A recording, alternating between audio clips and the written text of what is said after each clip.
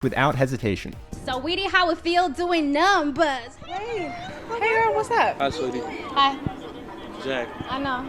Good to see you. Most guys know they should approach without hesitating, but they get too nervous, or their mind goes blank and they can't think of anything to say. So you end up... This is Mongolian Mindset, and today we're going to be typing somebody for myself, Charlie Houpert. We're going to be using Linda Barrens Interaction styles and temperament combined with cognitive functions to figure out his actual personality type. We know well shit, aka personality database is probably wrong. They have him as an ENFJ. Okay, so let's go to the chart here. So ENFJs are direct, they're outcome focused, they're abstract, they're interest based, they're TIFE and SENI. If he meets those metrics, and initiating. If he meets those metrics, we'll call him a ENFJ. If he doesn't, we'll actually find his actual personality type. And we'll be ranking him with our metrics too as well. And we'll figure out his enneagram. So we have our metrics of, at the top, we got demigod level. So if you're like just balling out of control with your personality type, where people have trouble. If I have trouble figuring out your personality type or whatnot, and you're just, oh my God, you're just balling out, okay? You're going to be in a demigod level. That's going to be in the class of like Arnold Schwarzenegger, Deion Sanders, Kobe Bryant, those type of guys. And then you have the prodigies. Those are going to be the guys who are very good with their personality type, but they're not quite demigod level. They're in the top probably 10% of their personality type. They're not in the top 1, okay? And then we're going to have below that the above average. And from the above average, that's probably the top 25, okay? Top 25. And then you have the average, and then you have the below average, and you have well shit. I don't think this guy's well shit, but if he is, we'll call him that. So let's get into it. We have our metrics here, and we'll be knocking them off as we get them. Once we get 5 of them, we'll go ahead and knock that off. But until then, we'll keep going. It's like if you lived in a world where no one worked out, how quickly could you go to the gym before your body made you exceptional? Like, it wouldn't take very long. And that's the world that we live in with regards to charisma, is nobody's working on it. So all you have to do is... And I highly recommend you guys check out his content. Charisma on Command will take your social interactions to the next level. I've been watching this stuff for a while, and I'm going to start binging it even more because, like I said, I'm going to choke Kyle E and TP ass out. So... but I'd highly recommend it. Guy has some good tips here. Is this very small amount before people are going to start to notice that you're in an elite tier. Charlie Houpert in the building. How are you doing, man? Excellent. In my own building on the other side of the ocean, but happy to be here nonetheless. Yeah, man. Me too. Me too. What does a Charlie Houpert morning routine look like? So there's no routine. I wake up around 11. I let my dog outside. Sometimes he's gone inside, so I try to do that for him. And then I have some calls related to Charisma on Command. Exercise around 1:32 p.m. Sauna. I have like a barrel sauna in the backyard, which is fucking awesome. Best 4-figure purchase I've ever made in my life. I love that thing. And then in the evening, I'll play League of Legends and scream at the computer with my friends. It's the most toxic. It is the most toxic hobby, and that's definitely the one thing I don't recommend for my schedule for anyone else. Do not pick up League of Legends if you've avoided it thus far. Why?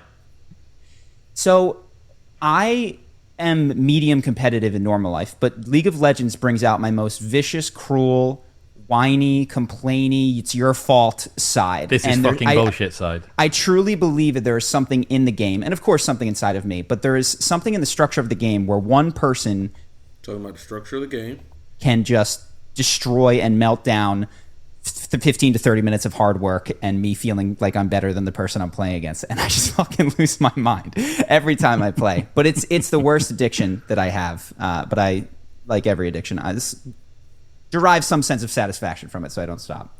Yeah. I've just got back from doing a walk. This is my equivalent of getting mad at League of Legends things. I just got back from a walk, and there is a running club that does a run on my walk route. And sometimes the people that are running, they just get in my way. So that's like my equivalent, that I'm there on my walk. I'm moving slower than them. But sometimes, dude, I saw a woman. Have you ever, this is definitely an LA thing. People that have a special sort of belt that they attach a dog lead to so that the dog can run with the person. And I'm watching this thing, and the dog's sniffing along a wall looking for somewhere to do a wee. I'm thinking, if you don't keep your eye on that dog, you're going to end up being yanked like this to one side. This big fucking Alsatian. That's a TI statement from Chris. Thing. I'm like, you're annihilated. That's you. Your dog's going to be flat on its side, and you're going to fall over on this icy road. Yeah, in LA, the dogs are like 8 to 10 pounds max, but it's the same sort of thing that we have out here, which is we often have these women who push their dogs in strollers. And to a dog, it's this white, fluffy little thing, I swear to God, and they are the worst behaved dogs you've ever seen. They scream and bark at everybody. That's what a lot of LA is, like very poorly trained animals that are just peeing and pooping in the wrong places and barking at everybody. Like you on League of Legends. Yes, yes, exactly. Exactly like me in League of Legends. So, yeah, I should be less judgmental of those poor dogs because we have a lot in common. Yeah. So you've been coaching people on how to be more charismatic and better communicators for a very, very long time. And that's the fundamentals of your channel as well, Charisma on Command, which is fucking dope. And congratulations on creating something which is managed to be both popular and actually add value, which I think is thank you. A very difficult sort of balance to strike. How do you, after all of this time thinking about it, how do you break down charisma into its component parts? Like, how do you see it now after all of this time thinking about it? Well, there's a lot of different frameworks that I've used over the years. Talking about frameworks, we're talking about systems here. We're talking about systems and frameworks here. One of them is that there's not simply one style of charisma. I guess I'll even step back. Generally, I think of charisma as the ability to influence other people. Generally, I think about, so he's defining it. So that's TI, what charisma is. So we're going to hit him for TIFE right there. And I take out of that things that obviously influence other people, like beauty and talent. Because while, that there's other channels for that. If you want to learn how to be super hot and sexy, you can be very influential on that. Yeah, exactly. Go to Ali Abdal. He's got everything you need for your beauty tips. And if, Elon Musk, I was just listening to him on Lex Fridman. He's stuttering, stumbling over what he says very often. Takes a long time, which isn't necessarily bad in itself, to communicate a point. But you don't want to emulate his speaking style. What you might want to emulate is perhaps his work ethic and his first principles thinking. So I take all of that stuff out of the realm of influence, and what you're left with is basically personality and character-driven influence. And there's different types. He's talking about his system here. I'm hitting for systematic again. Of it. One type you can think of like a Conor McGregor type person, super high conviction, a Steve Jobs, who gets other people to want to be near them, around them, participate in their things, because we love people that seem like they can know the future. Like, we want to be around people that have deep, deep beliefs in what they're doing and why they're doing it. Because so many... I can say NE there. Talking about what other people want. NESI. Many of us lack that in ourselves. So you've got the high conviction types. You've got authentic types, your Joe Rogans, who you implicitly trust because they say things that put themselves at social disadvantage sometimes. They'll say the unpopular opinion or say, hey, I don't agree with this mainstream take on things. And that slowly over time builds a deep sense of trust in those who have spent the most time around them. You've got your comedians, your Kevin Harts, all those type of people who are just funny and they make you smile and laugh anytime you're around them. Energetic types like Will Smith, who they come into the talk show and they're big and loud. And whenever you're around them, you want to participate in the vibe that they're bringing. And then lastly, you have your empathetic types like Oprah Winfrey, who will sit down, look you in the eye, and ask you, what would your mother say about that, and bring a tear to your eye and make you cry. So there's not necessarily one style to do it, but those are generally the 5 types that I see most commonly in the breakdowns that we do. And then it's just a matter of picking and choosing the things that feel closest to where you are, while being willing to change, but not losing the thing about you that you might want to keep. And that's often a question we get. How do you might want to keep any again? God damn, he's talking about what people want. Be charismatic while retaining the essence of who you are. Is there a tension there between those?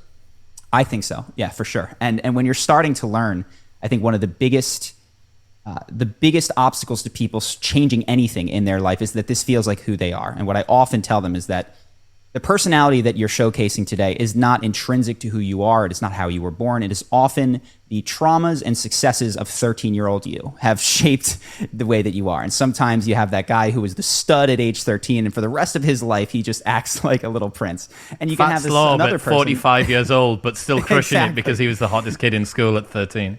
Yes, exactly. And then you have the flip side of that, which was more me, was much more reserved, quiet, didn't feel that I had the right to take up any space. And that needs to be unlearned. And the thing that gets in the way is thinking, oh no, this is me. I am just introverted, shy, and any movement away from this would be a self-betrayal. So that's off. The most. Woo. So we got points for systematic TIFE and NESI. This is looking like it is narrowing down very quickly to most likely a fucking ENTP. And he just said he comes off introverted.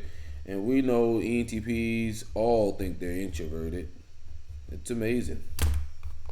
Oftentimes the first obstacle that we have to overcome when anyone is learning is there is a you in there. We just want to be the best version of yourself, not necessarily who you were conditioned to be in middle school. Yeah, that self-betrayal is an interesting way to frame it. That there's something like sacred about the natural way that you have got yourself to this point. But I don't know, maybe it's my exposure to the personal development world that most of that feels like bollocks to me. Most of that just feels like you rationalizing random chance as opposed to intentional effort. Look, you've had a ton of influences on your charisma and your extroversion and your introversion and your speech patterns and so on and so forth. The fact that you didn't get to choose them doesn't make them any more a part of you than the ones that you did get to choose. Absolutely. Yeah. No, that's we deal with this question oftentimes at the beginning, and I'll say some version of what you just said, which is you didn't choose these influences on you, yet you treat them as if you could not possibly change them without cutting off one of your own arms. And that I think the reason that this is such a sticky belief is because it's self-serving. In some ways, it's easier to get crappy social results, crappy professional results than it is to take on the effort of, oh no, this is my responsibility. I can change it without being immoral or unethical, but it might be challenging and it might make me... Who's amoral? FI trickster ass motherfuckers. Amoral ENTPs and ESTPs. Anybody with low FI. do things that scare me and require a lot of courage. Therefore, my brain is going to do me the favor of just saying, oh no, that wouldn't be me. That's a self-betrayal. I don't even have to worry about that. And I can just complain instead about... That was fucking progression there. That was a progression. You just took us on a journey. This guy is an ENTP. Some of the results that I'm getting. So that can be a trap early on for a lot of people. But I think once people get into our channel, hopefully the philosophy of how to evolve is implicit in a lot of what we evolve, progression again, teach. And it's not destroy everything about you who you were. It is improve things, try these different patterns and these different habits on, like a style. Different patterns, that's NE. Again, you can hit them for abstract. I knew this motherfucker's ENTP. Of clothing doesn't have to become who you are, but these might get you better results in your social endeavors. Who were your main influences when you were learning this stuff, charisma and communication and confidence and stuff? Yeah, it was, so there were sometimes guys you'll never know, or the friends that were in my friend group that would literally just repeat jokes that I said quietly and get a big laugh. It drove me nuts. There's one guy, Austin, who was... Oh no, there's some envy coming out of your ass right there. No way, somebody else is getting my credit, even though that's the biggest thing about ENTPs. They will sit here and will act like they don't give a shit about achievements and all that shit, but deep down, them motherfuckers care. Deep down, Kyle cares, my brother cares. They just won't say nothing about it, but they fucking care. Just like a hurricane of charisma. And he was a friend of a friend. Whenever I hung around him, I felt special. Whenever he was nice to me, literally he would repeat things that I said, and the group would follow him. I'd be like, hey guys, is it time to go out to get lunch? No response. 5 minutes later, yo, I'm feeling pretty hungry. Yeah. So that type of thing, everybody, all the people around me who were getting different results. Oh, envy. Actually had a much larger influence on me than any celebrity or any talk show host or anything like that. What about books? Books, yeah, when I was starting, a lot of it was books that told me that I could change. So Tony Robbins was a big influence early on. I'm trying to think what the other ones were. 6 Pillars of Self-Esteem by Nathaniel Branden was huge. The idea that self-esteem, we have this idea, I think, increasingly, and he talks about it probably when he wrote it in the 70s or 80s, that self-esteem is one's birthright, that you ought to just feel really good about yourself because you exist. And he takes a very different approach, which is self-esteem is your reputation with yourself. And if you're the type of person who lies all the time, doesn't keep your word, doesn't go to the gym when you set your New Year's resolution. All right, if this, then that. That's a syllogism, so that's TI. Your reputation with yourself is going to be a lousy one. That of somebody who is unreliable, lies, all these sorts of things. And by changing your behavior, you can change the way that you perceive yourself. And that has a profound effect on how you present yourself to other people and then how they perceive you. So that book was instrumental for giving me not just platitudes about Instrumental, systematic. esteem, like you deserve it, you can do it, affirmative type things, but here's what you need to do in your life. And in fact, he has these sentence completions exercises that'll be like, if I was 5%. He's giving a lot of extra information. He's informative. Okay, let's go and hit him for that. He's informative. See, I was an entp. Okay, he's informative, and he's initiating that shit too. He's been initiating quite a bit. He is what we got. We got a lot of points for NE and SI. He had a ton of I statements as soon as he opened the door. So we got that. So informative SINE, that would be your SFJs and your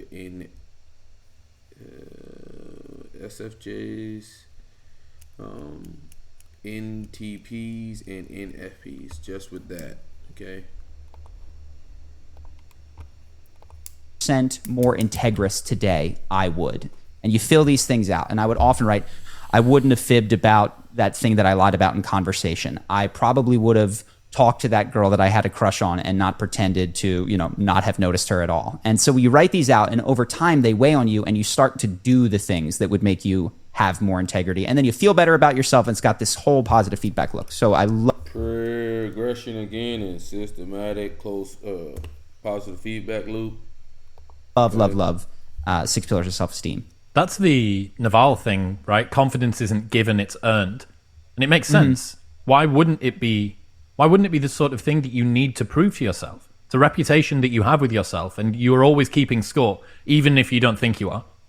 Yes. And I'm sure we'll talk about it. Where I came from, I think where a lot of people tell this motherfucker any user because he's like this, and his eyes are going all over there, any, and then over there, any. I remember when I was a kid, my brother used to say, man, I'm looking at the shadows over here, and then I'm looking at the shadows and make over here, and the shadows and make. I'm like, bro, you are crazy. Well, you need to be medicated. But now that I'm older, I understand my brother has extroverted intuition, and they did try to get my brother on Adderall. He never took his medicine or anything like that. So, but he would always be like, there's a shadow over here and there's a shadow over there. I'm looking at that and comparing this and that and that. I'm like, yo, what the fuck you talking about? But you could kind of see that in his eyes as well. They're like roaming around like crazy.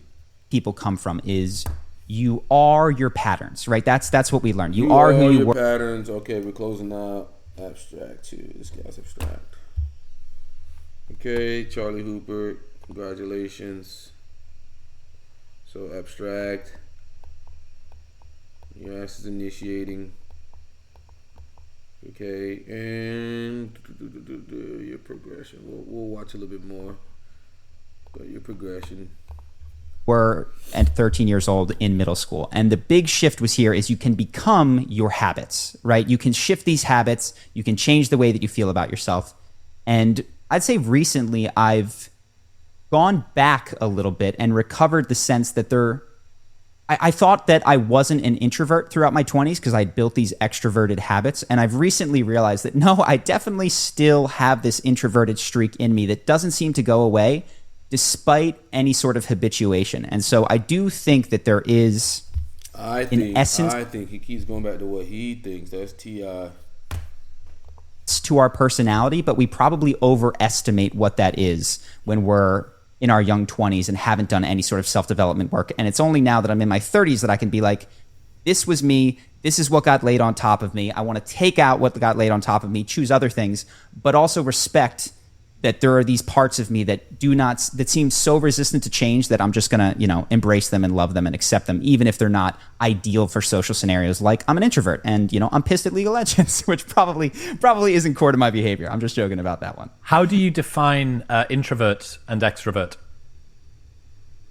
I think the way that I've heard most commonly defined is not. Well, here's the trick: is some people think if I like social situations, therefore I'm an extrovert, and if I don't like them, that's the syllogism right there, boy. There we go, right on motherfucking time. There we go. Just for the people out there that struggle to figure out what the hell TI sounds like. This is what TI define sounds like. Introvert and I can sit at the bar and I can hear people say this shit. I'm like, me and Kyle just look over like, this motherfucker's TI user, extrovert, or that girl's a TI user. I think the way that I've heard most commonly defined is not. Well, here's the trick: is some people think if I like social situations, therefore I'm an extrovert, and if I don't like them, then I'm an introvert. And I think a trap there is that you cannot like social situations because you don't know how. If you're having trouble figuring out what cognitive functions look like in real time, go watch my videos on cognitive function. There's a playlist. I had to beat it into one of the entj's head the other day because he told me that Naruto was an ENFP, and then when we were done talking, he said, you know what, you're right. Naruto's an INFJ. And I said, motherfucker, I fucking know. Anybody beating on their chest about their future, I'm going to be the Hokage. I'm going to be this. I'm going to be that. I'm going to do this. This is my ninja way. That's all NI. That's all NI. That's not NE. NE doesn't talk like that. Is he saying that? No, he's not. How to manage them. And therefore, any sort of social situation that you're in is going to suck. And you can compare it to like, do you like basketball or don't you? Well, you would like it if you were a dominant center that was scoring all. TI again. God damn it. All right, we're closing that out. That's TI again. Another syllogism. So, there we go. With that being said, that makes this guy a ENTPs. And ENTPs are initiating, they're abstract, they're informative, they're systematic. They're pragmatic. They are the most introverted extroverts. Okay. They're also progression. They're journey focused. They talk like they're on a fucking journey no matter what they say. They got to go over here and then they say, well, let me explain my point, or the point is, after they done went on a long ass fucking journey of what the fuck they're trying to get through, they come back and say, the point is, my conclusion is, some shit like that. They always do it. Oh, I'm trying to get to this. Or, so he's also SINE. He's talking about patterns. He's talking about his first person experiences. He's SINE and he's TIFE. He's using syllogisms. So yeah, this guy Charlie Houpert is a ENTP. Okay, I'm gonna rate him prodigy level.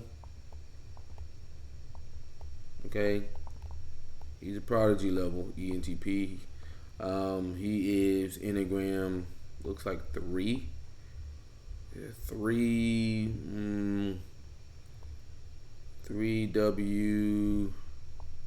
is what I'm gonna go with. Okay. I'm not seeing as much 4. He'd be more into like his own individuality and stuff like that. So that's what we have him as, 3W2. Most likely SP, self-preserving. Okay. So yeah. Comment below what you thought his type was. Did you know what he was before? I did mention him in the video, but I wasn't 100% sure. I needed to watch an interview to be 100% sure. But personality database, the well shit people at typing had him as an ENFJ, and that's not even close because ENFJs are direct and they're outcome focused. They don't talk about the journey. They don't give a damn about the journey. They want their fucking outcome. And they're also NISE. They know what they want, and they're always talking about what other people are doing. And you see, even when he tried to tell Charlie Houpert, who are the celebrities that impress you, he was like, not really, I didn't give a fuck. So, yep. But this is Mongolian Mindset, and we are out.